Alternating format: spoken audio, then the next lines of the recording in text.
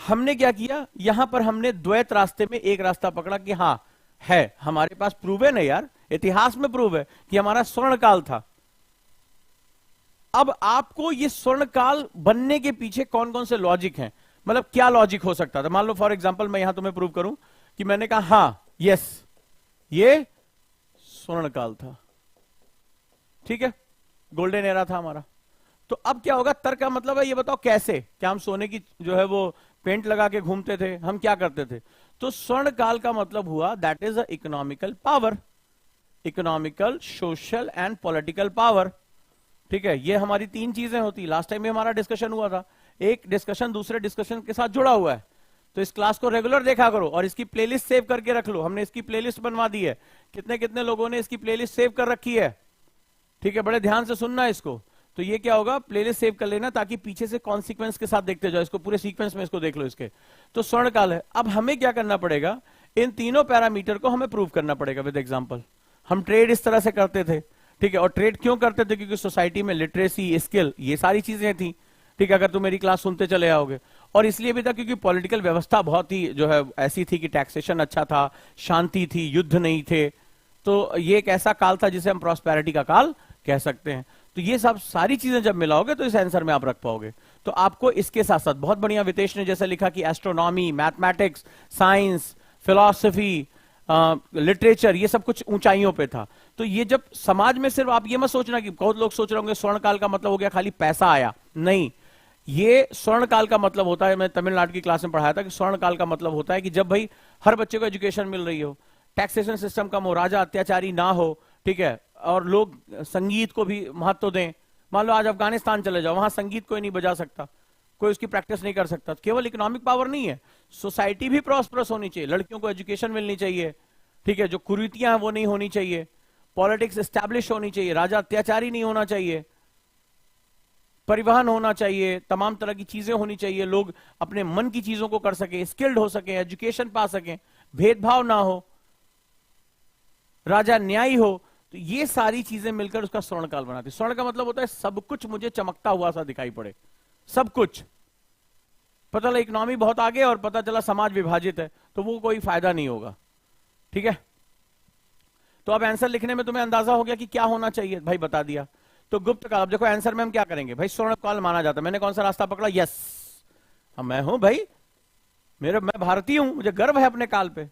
अब मैं इसके तर्क दूंगा, क्यों, अब जरा देखो, मैंने अभी समझाया, आंसर अब देख रहे हैं, लेकिन देखो लॉजिक अगर हमने डेवलप कर लिया तो आंसर लिखना हमारे लिए बहुत आसान है। तो लॉजिक क्या कहता है, इसे राजनीतिक एकता, महान शासकों की परंपरा, सुव्यवस्थित शासन प्रणाली, आर्थिक समृद्धि, धार्मिक सहिष्णुता, हम टॉलरेट कर रहे हैं एक दूसरे को, साहित्य, विज्ञान, कला, सभी चरम उत्कर्ष पे थे। भारतीय संस्कृति जो है वो वैश्विक प्रसार के रूप में देखा जा रहा था, यानी पूरी दुनिया में भारतीय संस्कृति का प्रसार था। बड़े ध्यान से इस बात को समझना, बड़े ध्यान से इस बात को समझना जो समझा रहा हूं। The Gupta period is considered the golden age of Indian history. It is seen as political unity, tradition of great rulers, systematic governance, economic growth, religious tolerance, culmination of literature, science and art and global spread of Indian culture. अभी यही तो बताया था तुम्हें और आसान भाषा में समझा दिया था कि समस्त चीजों में, कई बच्चों से मैंने बात की इस बारे में, तो उन्होंने कहा नहीं वो इकोनॉमी बहुत अच्छी थी, हम बहुत व्यापार किया करते थे। अच्छा व्यापार कर लो, शासन व्यवस्था तुम्हारी अच्छी ना हो, राजा सब कुछ तुम्हारा छीन ले, सुरक्षा ना हो, एजुकेशन ना हो, तो इकोनॉमी कहां से डेवलप होगी। इकोनॉमी तो इन दोनों का बाई प्रोडक्ट है।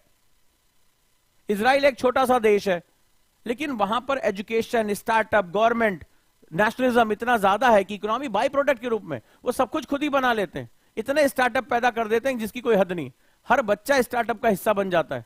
आज भारतीयों को 40,000 नौकरी का ऑफर दे दिया, छोटा सा देश, नक्शे पे ढूंढ भी नहीं पाओगे, अपनी सुरक्षा भी खुद कर रहा है, पूरी दुनिया को, भारत जैसे इतने विशाल देश को वो मिसाइल बेच रहा है। किस वजह से, उसकी सोसाइटी और उसकी पॉलिटी उसका बेसिक कोर है। उन्होंने तय किया, राज्य ने भी, सरकार ने भी और नागरिकों ने भी, कि हम भले चाहे दुश्मनों के बीच में घिरे हों, लेकिन हम अपने अस्तित्व को बचा के रहेंगे, और न सिर्फ बचाएंगे, हम दुश्मनों का भी मुंह तोड़ जवाब देंगे, और हम पूरी दुनिया में ऐसे लोग जो इस तरह से पीड़ित हैं उनकी भी हम सहायता करेंगे। हाँ या ना मुझे बताओ, है ना। तो इतना छोटा सा देश, स्टार्टअप, आज भारत की सुरक्षा प्रणाली में इजराइल का बहुत बड़ा योगदान है। उनकी इंटेलिजेंस, उनके जो है वो सोफिस्टिकेटेड डिवाइसेस, उनके तमाम हथियार आज हम लेकर आ रहे हैं। तो राष्ट्र को देखने का नजरिया थोड़ा सा बदलना पड़ेगा। तो ये वही चीज है। चलिए आगे।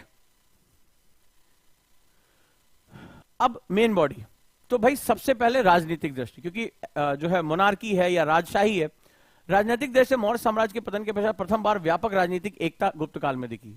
राजनीतिक एकता का मतलब कि पूरा देश यूनिफाइड शासन के अंदर चल रहा है, एकीकृत शासन प्रणाली के अंदर चल रहा है, ठीक है, छोटे छोटे हितों के लिए लड़ाई नहीं है। गुप्तकालीन शासक जैसे समुद्रगुप्त, चंद्रगुप्त द्वितीय, स्कंदगुप्त महान एवं यशस्वी गुणों से युक्त थे, महान शासक हुए। समुद्रगुप्त, चंद्रगुप्त द्वितीय, स्कंदगुप्त, ये सभी बहुत महान थे।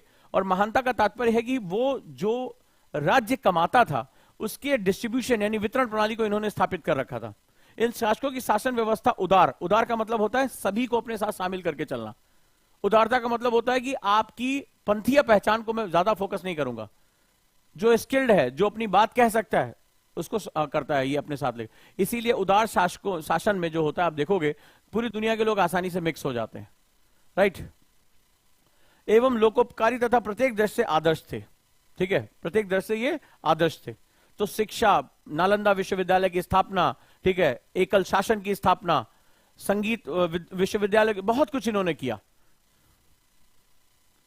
आर्थिक दृष्टि, अब चूंकि हमने क्या देखा, हमने देखो पहली अभी क्लास से पहले बताया कि राजनैतिक, आर्थिक और सामाजिक तीनों रूप से जब उन्नत होगा तभी स्वर्णिम काल तुम्हारा आएगा, ठीक है। तो दूसरा क्या हो गया, आर्थिक दृष्टि। कृषि पर शासकों का विशेष ध्यान था। एग्रीकल्चर कोर, इकोनॉमी का कोर हुआ करता था। सिंचाई की उत्तम व्यवस्था थी, क्योंकि एग्रीकल्चर बिना सिंचाई के रहेगा ही नहीं। आज हमारे बहुत से किसान हैं जिनको सिंचाई की व्यवस्था आज भी नहीं उपलब्ध हो रही, नहरें नहीं उपलब्ध हैं। तो ये राजा काम करता है, बोले जब तक सिंचाई नहीं होगी तब तक जमीन की उर्वरकता नहीं बढ़ेगी। तो उसी से राजा भी ये समझता था कि किसानों की आय से मेरी भी आय बढ़ेगी। लेकिन आज ऐसा संबंध नहीं है। अरब, फारस, मिस्र, रोम, चीन तथा दक्षिणी पूर्वी एशिया से व्यापारिक संबंध थे। तो कैसे इतना बड़ा ग्लोबल ट्रेड था? इसका मतलब हमारे पास नाव थी, हमारे पास व्यापारिक रास्ते थे, हमारे पास सुरक्षा थी, हमारे पास बैंकिंग प्रणाली थी, मुद्रा प्रणाली थी, हमारे पास इसके लेबर था, हम ऐसा सामान बनाते थे जिनकी इन देशों में जबरदस्त डिमांड थी, तभी तो इनकी करेंसी हम लेते थे। हम व्यापार क्या करते, ताश थोड़े जाके खेलते वहां पे, क्या चलो यार थोड़ा फेंट लेते पत्ता। हम जो चीज बनाते थे, हमारे वस्त्र, रत्न, ये सारी चीजें, हथकरघा, हस्तशिल्प, ये सब जो हम बनाते थे उसकी पूरी दुनिया में डिमांड हुआ करती थी, क्योंकि हम सबसे हाई स्किल पर इसको बनाया करते थे, ठीक है। आगे आ जाओ। धार्मिक दृष्टि से गुप्त शासक वैष्णव धर्म के अनुयायी थे, ठीक है, विष्णु की पूजा करने वाले थे, जो उनकी परम भागवत की उपाधि से स्पष्ट है। परंतु वे अन्य सभी धर्मों, बौद्ध और जैन धर्म के प्रति भी पूर्ण रूप से उदार एवं सहिष्णु बने। और मैं हमेशा तुमसे कहता हूं, आज हम भले चाहे हम इसको धर्मनिरपेक्षता कहें, सेकुलरिज्म कहें, लेकिन वास्तव में ये मूल शब्द जो है वो पंथ रहा है। पंथ निजी मामला है, मैं किस रूप में किस ईश्वर की पूजा करता हूं मेरा व्यक्तिगत मामला है। धर्म सार्वजनिक मामला हो जाता है। लेकिन हमने क्या किया, धर्म को निजी मामला बना दिया आजादी के बाद। ये बड़ी हमसे गलती हुई है, क्योंकि रिलीजन वर्ड को हमने धर्म उसका जो है अनुवाद कर दिया। वो धर्म नहीं था, वो पंथ था। धर्म तो शिक्षक का है, राजा का है, उचित शासन करे, प्रजा का शोषण ना करे, ये राजा का धर्म है। तो हम बड़ी गहराई में चीजों को जाकर देखते थे, हमें गर्व होना चाहिए। तो इसीलिए वो क्या करते थे, भले चाहे राजा वैष्णव को मान रहा हो, लेकिन कहता है कि तुम अगर बौद्ध धर्म की उपासना करो आप करो, जैन धर्म को मान रहे हो मानो, हमें इससे कोई लेना देना नहीं, क्योंकि ये तुम्हारा निजी मामला है।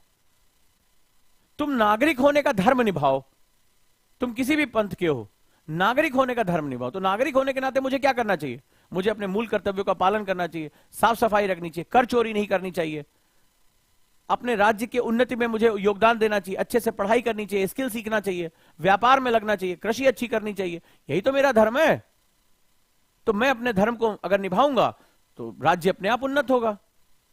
हमने इस चीज को मिक्स कर दिया, ये कॉन्सेप्ट हमने मिक्स कर दिया, यहीं से हमारी दिक्कत हो गई। जैसे अभी आशुतोष ने कहा रिलीजियस टॉलरेंस, तो ये इंग्लिश वर्ड है, ये एक नस्लीय समाज के लिए था, ये हमारा पांथिक सहिष्णुता थी। धर्म तो सभी का कॉमन है, स्टूडेंट किसी भी पंथ का हो, धर्म स्टूडेंट का है। पंथ अलग अलग विचारधाराओं का हो सकता है, अलग अलग मान्यताओं का हो सकता है। ये बड़ा क्षणिक अंतर था, ये बड़ा बारीक अंतर था, जिसको हम समझ नहीं पाए और आज हम फंसते चले जा रहे हैं, right. So religiously, Gupta ruler were followed the Vaishnavism, which is clear for their title of Param Bhagavad, but they remained completely liberal and tolerant toward all other religion. तो स्ट्रगल नहीं होगा तो हम सभी राष्ट्र के लिए अपने बात को आगे बढ़ाएंगे. ठीक है. साहित्य, विज्ञान और कला की दृष्टि से गुप्त काल चरमोत्कर्ष का काल था, जिसके प्रमाण है. अब सिर्फ ऐसा नहीं कि तुमने पैसा कमा लिया, राजनीति, साहित्य बहुत अच्छा है. यानी मैं जो करना चाहूं, मुझे लिखना पसंद है, मुझे कविताएं पसंद है, मैं एस्ट्रोनॉमी की तरफ जाना चाहता हूं, तो मेरे लिए व्यापकता खुली हुई है. मैं जो चाहे वो कर सकता हूं. मैं कलाकार हूं, मैं कवि हूं, तो मुझे सब कुछ जो है वो चीजें आपको मिल रही हैं. तो ये वो समय था जब साहित्य, विज्ञान सबको बराबरी मिली हुई. ये नहीं कि साइंस वाला आगे है, साहित्य वाले को पीछे करो, कहानी पढ़ रहा है. नहीं, कला, आर्ट वाला, सबको बराबरी का मौका मिला था. सभी का सम्मान था इसमें. तो जब इन चीजों का सम्मान होता है तो ये चीजें प्रॉस्परस होकर, ये चीजें समृद्ध होकर निकल कर आती हैं. और समाज हर मामले में जितने भी मापदंड हैं उन